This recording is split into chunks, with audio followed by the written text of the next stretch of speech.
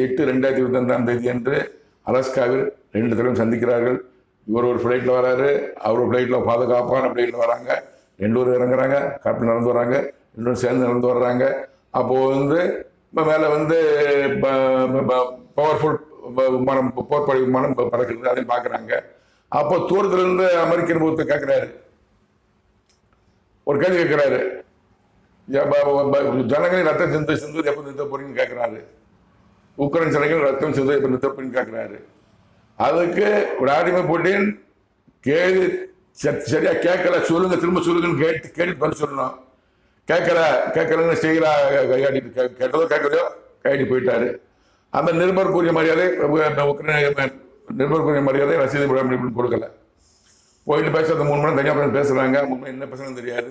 ஆனால் Ukraine Russia போர் முடிவுக்கு கொண்டு வரும் உடன்படிக்கை ஏற்படவில்லை. 2 பேர் வர்றாங்க.